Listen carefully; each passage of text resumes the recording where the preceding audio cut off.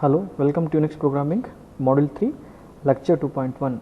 So here you are going to learn the demonstration on general file APIs like a link, unlink, access and chmod. So here let us demonstrate the APIs like link, unlink, access, chmod with an example. The first one is a link API. So you already learned what is the link API. So link API is used to create one reference to the another file. Okay, so you are creating one link to another.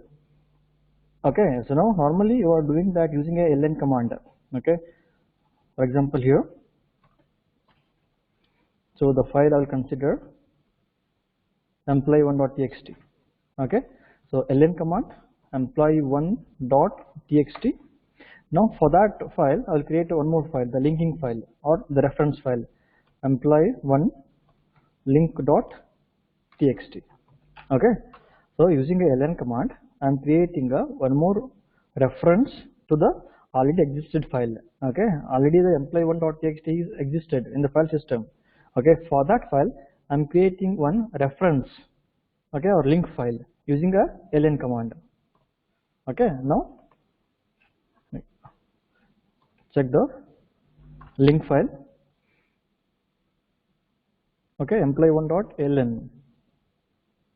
See, employee1.ln is created. Okay, so now ls-li. If you want to check the inode of those two files. Okay, so employee. See, employee1.txt and employee1link.txt. So both has the same inode number. Okay, so this is just a reference to the already existing file you are creating by using that ln command. Okay, so now here in the programming you are implementing that ln command by calling a API link. Okay, let us demonstrate one example how to implement ln command by using link API.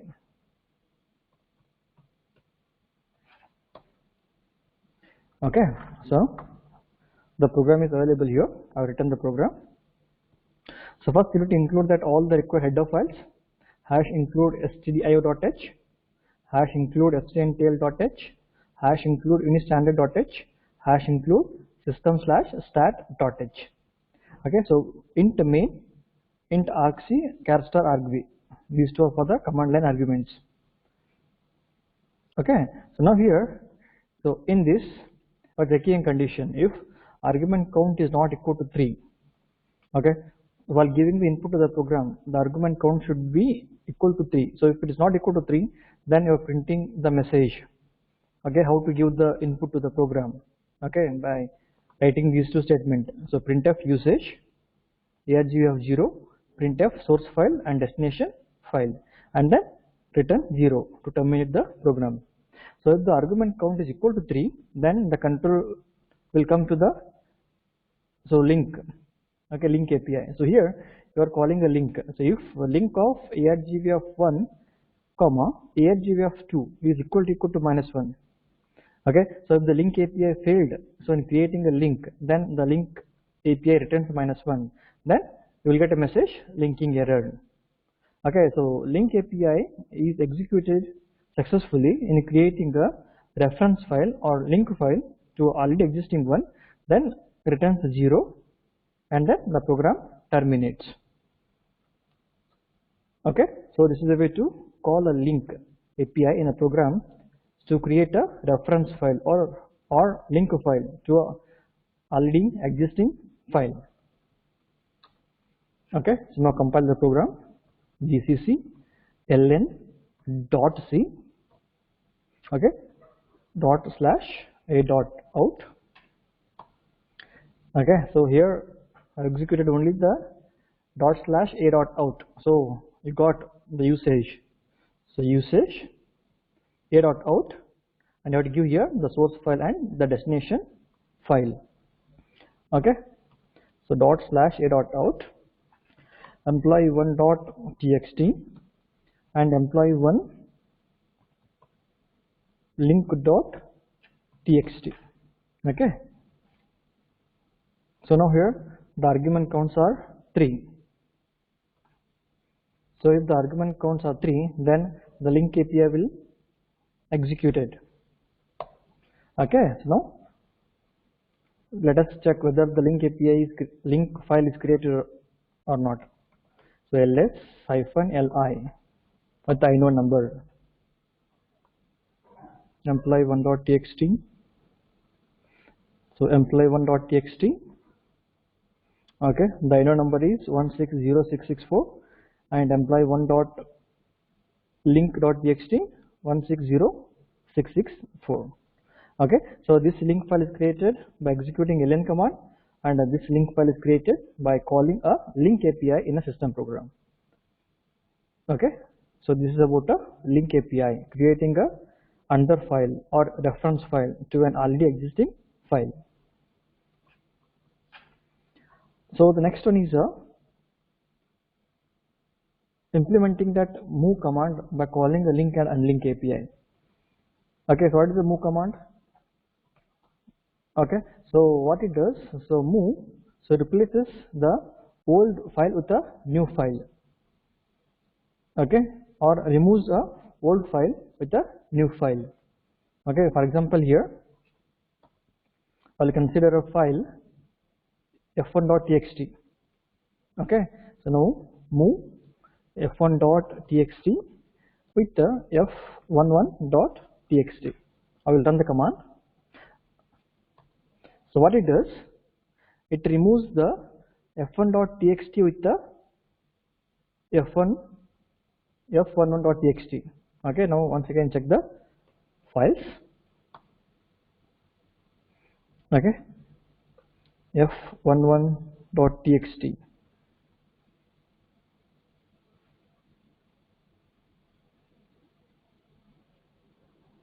see f11.txt. okay, so f1.txt is replaced, so this f11.txt. okay, so here in the file system f1.txt is not available because that file is replaced with a new file, okay, by the command move. Okay, so now here that move command you are implementing by calling the API link and unlink. gedit move.cpp. So you can write a program in C or C++ both. Just for the demonstration I am using both the program C and C++. Okay, so here in this program I am implementing move command by calling link and unlink API. So first you need to include all the header files, iostream because of CPP, C++, unistandard.h, string.h. Okay, so main function with the command line arguments. So first you are checking a condition if argument count is not equal to 3 or so not string compare argv1 or argv2 by comparing those two files. Okay, argv1 and argv2. So if the condition so satisfied, okay, then so printing a message usage how to give the input to the program. Okay, otherwise so else if so you are calling a link API. So first link API creates a one reference file or link file to an already existing one. Okay, then returns 0. So after creating that new file, okay, then you are calling that unlink. So return. So if the link returns 0, okay, then you are returning that unlink argv1. So it means that you are removing argv1. argv1 means that is a old file. Okay, the existing file you are removing by calling that unlink. Okay, so first you are creating existing file. So first you are creating a reference file to already available file. Okay, so after creating you are creating the old file by calling that unlink. Compile g++ me.cpp. Okay, So here there is only one argument, dot slash a dot out. So you got the usage. So here the file I'll consider f2.txt. Okay, f2.txt with f22.txt.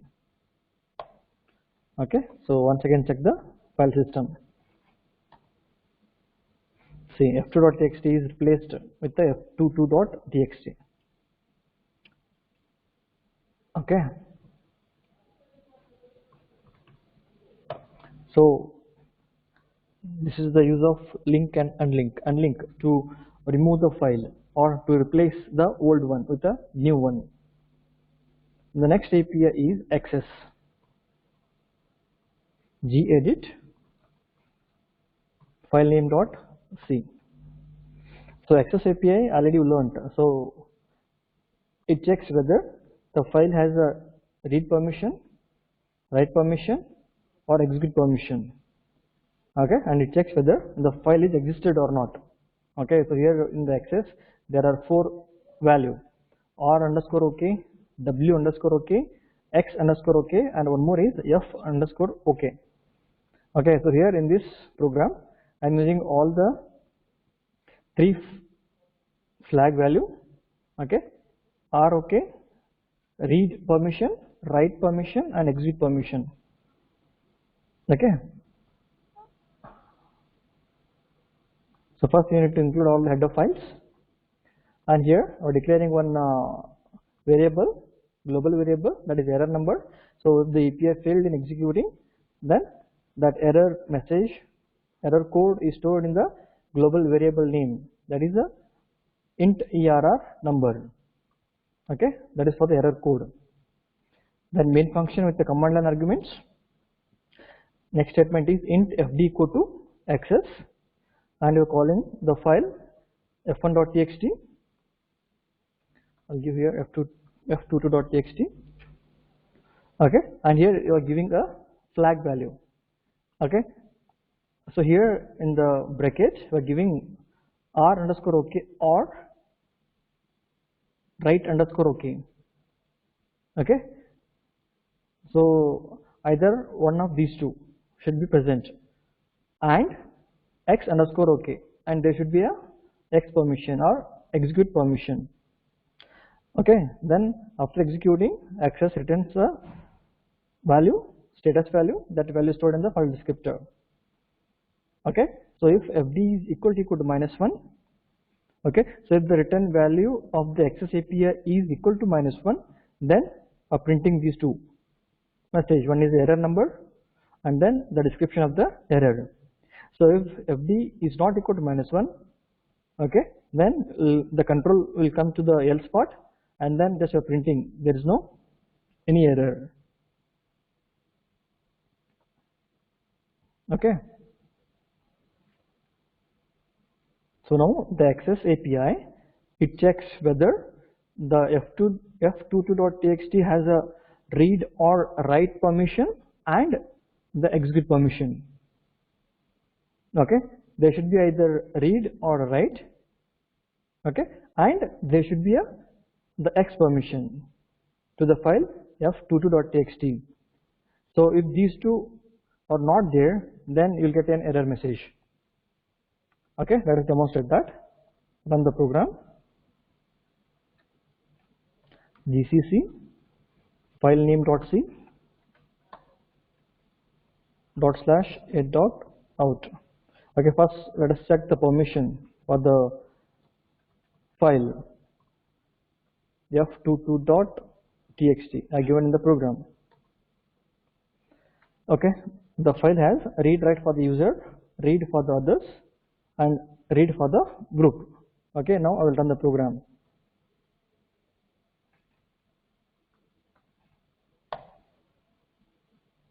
So what you got? You got the error number 13 and the error description is permission denied. Okay, so now what it does, the access API is checked. Okay, first with the R read permission. Okay, so read permission is there, and so it checks write permission.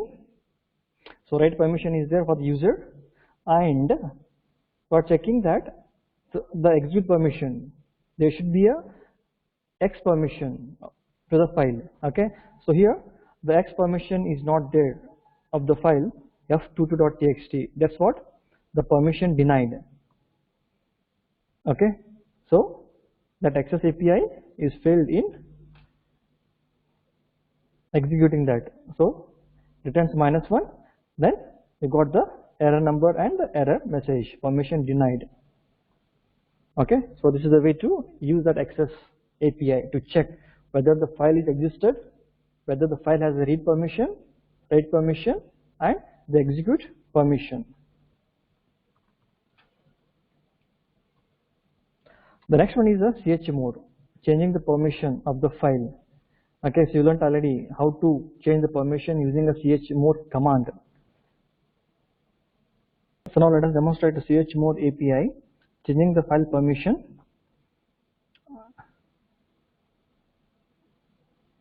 Okay, so if you want to change file permission, you can call that chmod API in the program.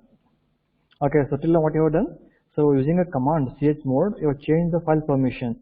Okay, but here you are calling that API in a program, and then you are changing the file permission. Open the program. Okay, so here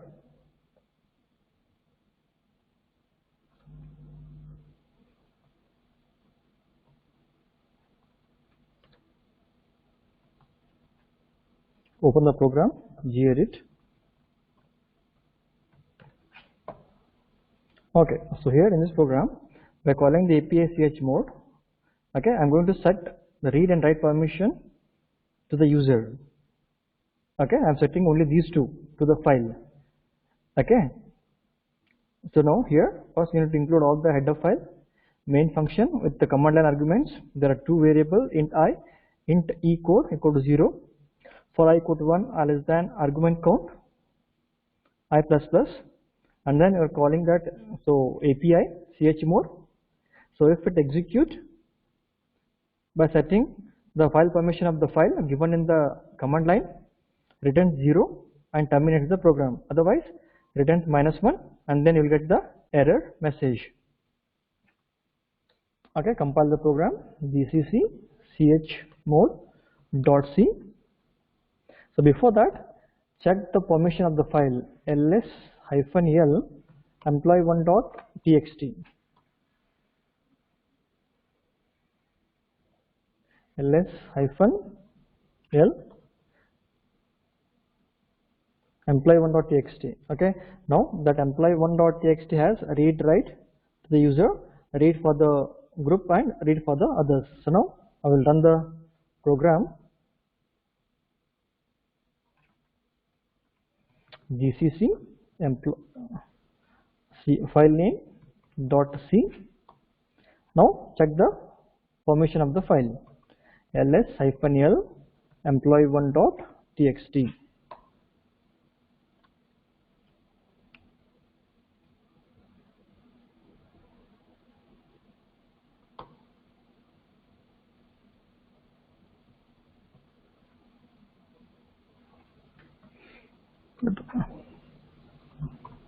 So run the program, give the file name employee1.txt. okay, so now check the file permission. Okay, see, read write for the user reset to the file employee1.txt, and remaining all the permissions are removed. Okay, so this is the way to call chmod API in a program.